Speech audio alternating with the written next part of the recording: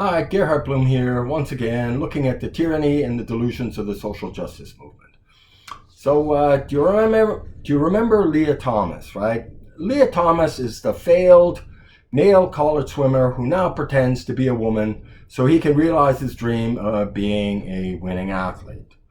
Competing as a male, he could not break the top 400. And how's he doing now as a self-identified woman?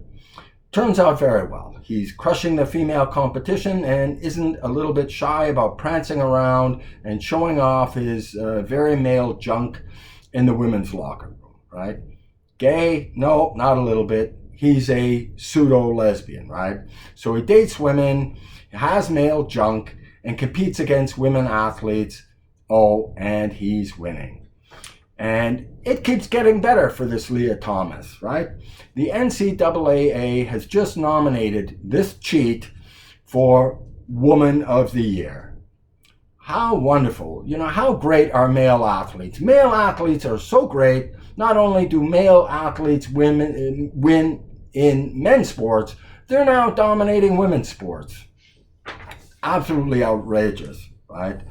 And how are women athletes doing? Well, they're losing, right? They're potentially going to lose the Woman of the Year title in the NCAA.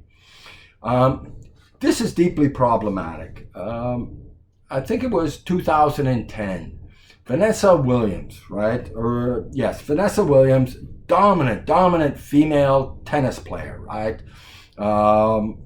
Brilliant athlete. Was in her prime a dominant competitor in tennis. She acknowledged that she could not beat the top 100 male players, the top professional male players, the top 100 players. She acknowledges, notwithstanding the fact that she's the dominant female athlete, she would not be competitive against them. If this continues, every women's world champion will be a man who's pretending to be a woman.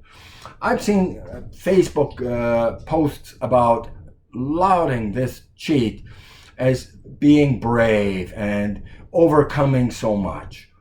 Overcoming so much? Have you seen her standing against the real female competitors?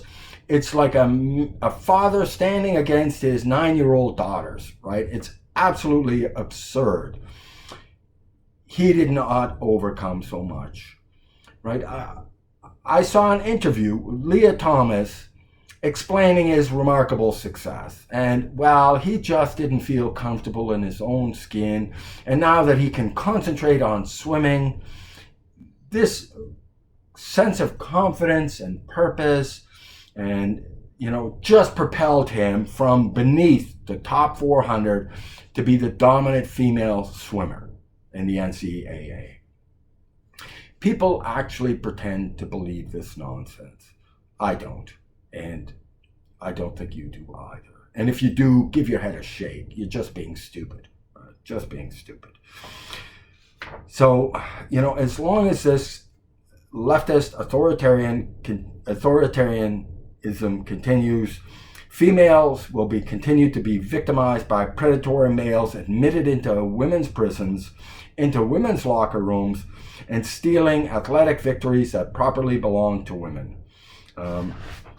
And as this is happening, the Biden administration is proposing changes to Title IX. Title IX was to protect women's sports, right? To protect women and have an arena where they can compete against other women, and this will deeply erode their chances, right?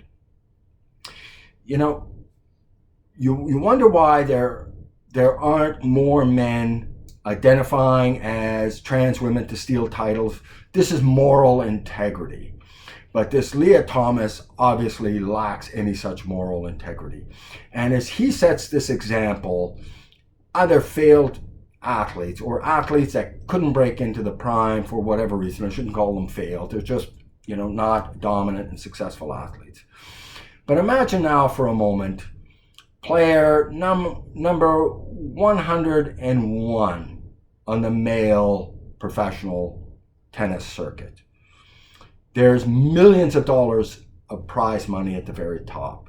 If you're languishing 99, 100, 101, your mom's very proud of you, you're trying real hard, but you're not bringing home a lot of groceries, right? The big prize money is at the very top. So, somebody could very easily decide wearing a skirt is a small price to pay for fame and great fortune. This needs to stop. It's absolutely tragic that these women are being denied the success that they've earned. And this lunacy on a broad number of fronts is absolutely toxic. And people have to start pushing back against the lie. What I would like to see is female athletes just refusing to compete. They stand in the blocks for swimming, the gun or the whistle or the buzzer goes off, and the females just refuse to jump into that pool and start racing. And this would send a very clear message. But they need to know that people will support their courage. At any rate, I find this just ugly and tragic. And at any rate, I do hope you'll check out my book, Deconstructing Social Justice, available on Amazon, not because it's not important because I wrote it. I wrote it because the issues are important. Thank you so much for your time. Bye-bye.